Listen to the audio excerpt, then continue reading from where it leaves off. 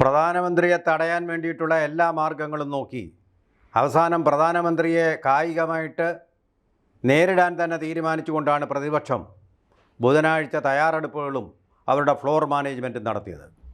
ഒറ്റക്കെട്ടായിട്ട് നരേന്ദ്രമോദി വരുമ്പോൾ അദ്ദേഹത്തെ തടയുക, കൂകി വിളിക്കുക, അപമാനിക്കുക, അങ്ങനെ ഇന്ത്യൻ ജനാധിപത്യത്തിന് തന്നെ അപമാനം ഉണ്ടാക്കുക, ലോകമാകമാനം പ്രകീർത്തിക്കപ്പെടുന്ന, ലോകത്ത് ഏറ്റവും കൂടുതൽ ലൈക്കുകൾ കിട്ടുന്ന പ്രധാനമന്ത്രിയെ ഇന്ത്യൻ പാർലമെൻറ്റിൻ്റെ അതിൻ്റെ ശ്രീകോവിലിൽ വെച്ച് തന്നെ അപമാനിക്കുക എന്ന ലക്ഷ്യത്തോടു കൂടിയാണ് രാഹുൽ ഗാന്ധിയും കൂട്ടരും.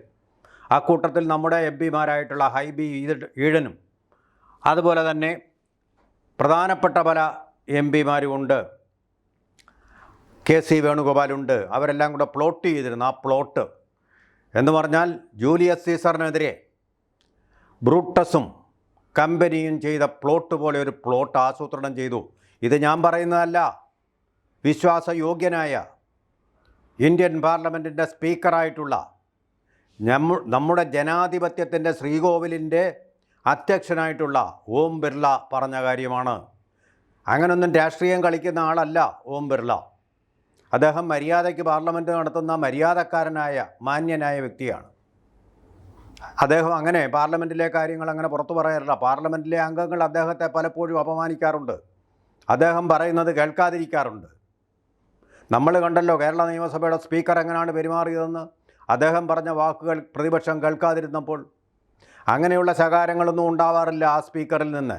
നോ നോ, ഇത് മാത്രമേ അദ്ദേഹം ബിസിനസ് റൂൾസ് അനുസരിച്ച് പറയാറുള്ളൂ. അദ്ദേഹമാണ് പറഞ്ഞത് പ്രധാനമന്ത്രിയെ അറ്റാക്ക് ചെയ്യാനുള്ള നീക്കം രാഹുൽ ഗാന്ധിയും കൂട്ടരും നടത്തിയിരുന്നുവെന്ന്. തെരഞ്ഞെടുപ്പിൽ തോറ്റതിന് കൈകൊണ്ട് കൈകാര്യം ചെയ്യാം എന്നുള്ളൊരു ലക്ഷ്യത്തോടു കൂടിയാണ് അവർ ബുധനാഴ്ച വന്നത്. അതുകൊണ്ട് പ്രധാനമന്ത്രി വരരുതെന്ന് അപേക്ഷിക്കുകയായിരുന്നു സ്പീക്കർ. പ്രധാനമന്ത്രി എന്ന് പറയുന്നത് പാർലമെൻറ്റിൻ്റെ ലോക്സഭയുടെ നേതാവാണ്. ലോക്സഭയുടെ നേതാവും ഓം ബിർള അതിൻ്റെ അധ്യക്ഷനുമാണ്. നേതാവിന് പരിക്കുകൾ പറ്റാതിരിക്കേണ്ടത്, അങ്ങനെ സൂക്ഷിക്കേണ്ട ഉത്തരവാദിത്തം സ്പീക്കർക്കുള്ളതുകൊണ്ടാണ് വരരുത്. വന്നു കഴിഞ്ഞാൽ ഇവർ നിങ്ങളെ അറ്റാക്ക് ചെയ്യും, ഞാൻ പറഞ്ഞാൽ കേൾക്കില്ല, അതിനൊക്കെ അപ്പുറമാണ്. അവർ എന്തെങ്കിലും നാശം ചെയ്തുകൊണ്ട് ഇന്ത്യയിലൊരു കലാപം ഉണ്ടാക്കാനും അരാജകത്വം സൃഷ്ടിക്കാനും ഭരണം സ്തംഭിപ്പിക്കാനും ലോകരാജ്യങ്ങളുടെ മുമ്പിൽ അപമാനത്തിൻ്റെ ഒരു ആഴക്കുഴി സൃഷ്ടിക്കാനുമുള്ള ശ്രമത്തിലാണ്. ഒരുപക്ഷെ 3-ാം സ്ഥാനത്തേക്ക് സാമ്പത്തിക രംഗത്ത് കുതിച്ചുകൊണ്ട് ലോകത്തിൻ്റെ അഭിമാനത്തിൻ്റെ ഗൗരി ശങ്കര ശിഖരത്തിലേക്ക് പോകുന്ന ഇന്ത്യക്ക് അപമാനം വരുത്താൻ ഇത്തരത്തിലേ പറ്റൂ. ഒരു തരത്തിലുള്ള ആരോപണങ്ങളും അങ്ങോട്ട് ഏശുകയില്ല. കാരണം ഭരണം സൽഭരണമാണ് നടക്കുന്നത്, ശരിയായ രീതിയിലുള്ള ഭരണമാണ് നടക്കുന്നത്, ശരിയായ ദിശയിലേക്കാണ് ഇന്ത്യ കുതിച്ചുകൊണ്ടിരിക്കുന്നത്. രാഹുൽ ഗാന്ധിയുടെ അമ്മയും അമ്മുമ്മയും പിതാമഹൻ ഒക്കെ ചെയ്തു കൂട്ടിയ പാപഭാരങ്ങളിൽ നിന്ന് ഒരു രക്ഷകനായിട്ട് വന്നുകൊണ്ട് ഇന്ത്യയെ രക്ഷിച്ചുകൊണ്ടിരിക്കുന്ന നരേന്ദ്രമോദിയെയാണ് നമ്മൾ കാണുന്നത്. അത് നെഹ്റു കുടുംബത്തിന് ഒരു പക്ഷേ സഹിക്കില്ല. ഇന്ത്യക്കാർക്ക് അതിൽ അഭിമാനമാണ് നരേന്ദ്രമോദി, ഗ്യാരണ്ടിയാണ് നരേന്ദ്രമോദി. അതുകൊണ്ടാണ് അദ്ദേഹത്തിന് ഇത്ര വേഗം തന്നെ 3-ാം സ്ഥാനത്തേക്ക്, ലോകത്തിൻ്റെ സാമ്പത്തിക രംഗത്തെ 3-ാം സ്ഥാനത്തേക്ക് എത്തിക്കാൻ കഴിഞ്ഞത്. ആ സ്ഥാനത്തേക്ക് എത്തുന്നതുകൊണ്ടാണ് ട്രംപ് അദ്ദേഹത്തിൻ്റെ മുമ്പിൽ മുട്ടുമടക്കിക്കൊണ്ട് കരാറിൽ ഒപ്പിടാമെന്ന് സമ്മതിച്ചത്. കരാർ ഇന്ത്യയുടെ വ്യവസ്ഥയ്ക്കനുസരിച്ച്, ഇന്ത്യയുടെ കണ്ടീഷൻസ് അനുസരിച്ചുള്ളതാണ്. അത് ഇന്നലെ പാർലമെൻറ്റിൽ അദ്ദേഹം പ്രസംഗത്തിലൂടെ വ്യക്തമാക്കി. ആ പ്രസംഗത്തെക്കുറിച്ചുള്ള വീഡിയോ നമുക്ക് പ്രത്യേകമായി കാണാം. അങ്ങനെ ഈ മേർഡർ ഇൻ ദി കത്തീഡ്രൽ എന്നൊക്കെ പറയുന്നത് പോലെ, അതുപോലെ തന്നെ റോമ ചത്വരത്തിൽ നടന്നതുപോലെ ഉള്ള ഹീന സംഭവങ്ങൾക്ക് വേദിയാക്കാൻ പോലും മടിക്കാത്ത ദുഷ്ടലാക്കോടെയാണ് പ്രതിപക്ഷ നേതാവായ രാഹുൽ ഗാന്ധിയും കമ്പനിയും പ്രവർത്തിക്കുന്നത്. അതിൽ നമ്മുടെ കേരളത്തിൻ്റെ മുഖ്യമന്ത്രിയാവാൻ കൊതിക്കുന്ന കെ.സി. വേണുഗോപാലുമുണ്ട്. ഇതാണ് അവർ ശബരിമലയിൽ ചെയ്ത ആ ഭീകരതയേക്കാൾ വലിയ ഭീകരത പാർലമെൻറ്റിൽ ചെയ്യാൻ, ജനാധിപത്യത്തെ കവർന്നെടുക്കാൻ വേണ്ടിയുള്ള ശ്രമമാണ് അവർ നടത്തിയത് എന്നുള്ളതാണ് സ്പീക്കർ ഓം ബിർള പറയാതെ പറഞ്ഞ വാക്കുകളിൽ നിന്നും വ്യക്തമാകുന്നത്. അദ്ദേഹം മാന്യനായതുകൊണ്ട് അതിൻ്റെ ആഴങ്ങളിലേക്ക് പോയില്ല. തനിക്ക് വ്യക്തമായ വിവരം കിട്ടി, അദ്ദേഹത്തിന് കിട്ടും, അതിനുള്ള ഇൻപുട്സ് കിട്ടാനുള്ള സംവിധാനങ്ങളുണ്ട് അവിടെ. ആ രീതിയിലാണ് പെരുമാറിയത്, വെറുതെ ഒന്നും പറയുന്നതല്ല ഇത്. അങ്ങനെ ആസൂത്രണം ചെയ്തതാണ് അദ്ദേഹം. എന്നിട്ടോ എന്ത് സംഭവിച്ചു? രാജ്യസഭയിൽ അദ്ദേഹം വന്നു, അന്തസ്സായിട്ട് വന്നു, കാര്യങ്ങളൊക്കെ തുറന്നു പറഞ്ഞു.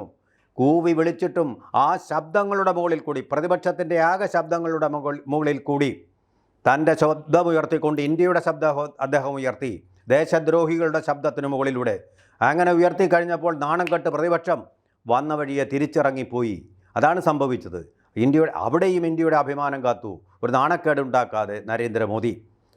അതുപോലെ തന്നെ ഈ പ്രതിപക്ഷത്തിൻ്റെ നേതൃത്വം വഹിക്കുന്ന രാഹുൽ ഗാന്ധി വിചാരിച്ചിരിക്കുന്നത് ഇത് തനിക്കും തൻ്റെ കുടുംബത്തിനും മാത്രം അവകാശപ്പെട്ട കസേരയാണ്, പ്രധാനമന്ത്രി കസേര. ആ കസേരയിൽ ഇയാളെന്തിന് കയറിയിരിക്കുന്നു എന്നുള്ള ഒരു ബാലിശമായിട്ടുള്ള ഒരു കൗതുകമാണ്, ബാലിശമായിട്ടുള്ള ഒരു സംശയമാണ് അദ്ദേഹത്തിനുള്ളത്. അതുകൊണ്ട് എനിക്കിരിക്കേണ്ട കസേരയിൽ നീ ഇറങ്ങിപ്പോ എന്നുള്ള ഭാവത്തിലാണ് ഈ സ്നേഹത്തിൻ്റെ കട തുറക്കുന്ന രാഹുൽ ഗാന്ധി പ്രവർത്തിക്കുന്നതും പെരുമാറുന്നതും സംസാരിക്കുന്നതും തന്നെ. അസഹ്യത, അസഹിഷ്ണുത, വേറൊരാൾ ആ കസേരയിൽ ഇരിക്കുന്നത് സഹിക്കാൻ പറ്റില്ല. അങ്ങനെ തന്നെയായിരുന്നല്ലോ AICC പ്രസിഡൻ്റായിട്ട് സീതാറാം കേസരി ഇരുന്നപ്പോൾ അദ്ദേഹത്തെ വളരെ അവജ്ഞയോടുകൂടി പുറത്ത് ചാടിച്ചത്. അതുപോലെ തന്നെയായിരുന്നല്ലോ അവരുടെ പ്രധാനമന്ത്രിയായിട്ട് മറ്റൊരാൾ വന്നപ്പോൾ അദ്ദേഹത്തിൻ്റെ മൃതദേഹത്തെ പോലും അപമാനിച്ചത് നരസിംഹറാവു എന്നറിയപ്പെടുന്നത്. ഡൽഹിയിൽ മറ്റു പ്രധാനമന്ത്രിമാർക്കൊപ്പം അദ്ദേഹത്തിന് ഒരു ശവസംസ്കാരം നടത്താൻ സമ്മതിക്കാതെ വന്ന വഴിക്ക് കൊണ്ടുപോയിക്കുക നിങ്ങളുടെ നാട്ടിലേക്ക്, ആന്ധ്രാപ്രദേശിലേക്ക് എന്ന് പറഞ്ഞവരാണ് സോണിയാഗാന്ധിയും കൂട്ടരുമൊക്കെ. ആ തരത്തിലുള്ള പെരുമാറ്റം തന്നെയാണ് അവർ നരേന്ദ്രമോദിയോടും ചെയ്തത്. ഞങ്ങൾക്ക് അവകാശപ്പെട്ട, ഞങ്ങൾക്ക് തീറെഴുതി തന്ന, ഒസ്യത്തായിട്ട് ഞങ്ങളുടെ മുതുമുത്തച്ഛൻ തന്ന, ജവഹർലാൽ നെഹ്റു തന്ന കസേരയാണ്. ഈ കസേര നിങ്ങൾ ഉസേർപ്പ് ചെയ്യുകയാണ്, കയറിയിരിക്കുകയാണ്. ഇത് ഞങ്ങൾ താങ്ങുകയില്ല, സഹിക്കുകയില്ല. എന്ത് വില കൊടുത്തും ഞങ്ങൾ ആ കസേര വാങ്ങിക്കും. ജനാധിപത്യത്തിലൂടെയും SIR പ്രക്ഷോഭത്തിലൂടെയും ഭാരത് ജോഡോയിലൂടെയും ഒക്കെ ഞങ്ങൾക്കത് കിട്ടിയില്ലെങ്കിൽ ഞങ്ങൾ കൈകാര്യം ചെയ്തു തന്നെ അത് തിരിച്ചെടുക്കുമെന്നുള്ള ഒരു പിടിവാശിയാണ് അവിടെ കാണിച്ചത്. അതാണ് ജനാധിപത്യമെന്നാണ് ഈ കോൺഗ്രസ്സുകാർ ജനങ്ങളെ വിശ്വസിപ്പിക്കുന്നത്. നരേന്ദ്രമോദിയാണ് യഥാർത്ഥത്തിൽ ജനാധിപത്യമായിട്ടുള്ള രീതിയിൽ കൂടി അധികാരത്തിൽ തുടരുന്നത്.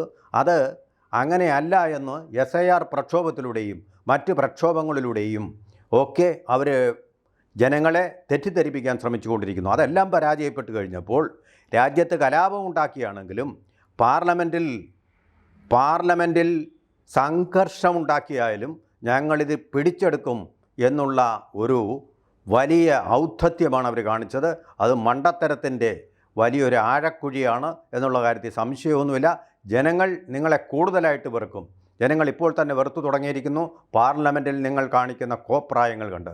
പാർലമെൻറ്റ് എന്ന് പറയുന്നത് ജനങ്ങളുടെ നീറുന്ന പ്രശ്നങ്ങൾക്ക് പരിഹാരം കാണേണ്ട വേദിയാണ്. അത് കുട്ടിച്ചോറാക്കിക്കൊണ്ട് ജനങ്ങളുടെ നികുതി പണത്തിൻ്റെ ചെലവിൽ പ്രവർത്തിക്കുന്ന പാർലമെൻറ്റിൻ്റെ അന്തസ്സിടിച്ച് താഴ്ത്താനല്ല കോൺഗ്രസ്സിന് ഒരു പ്രതിപക്ഷ നേതാവിനെ പാർലമെൻറ്റ് കൊടുത്തിരിക്കുന്നത്.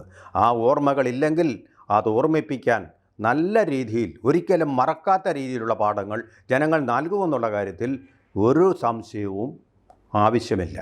കൂടുതൽ വാർത്തകളും വിശേഷങ്ങളും നിങ്ങളിലേക്ക് എത്താൻ ABC മലയാളം സബ്സ്ക്രൈബ് ചെയ്യുക, ബെൽ ബട്ടണും അമർത്തുക.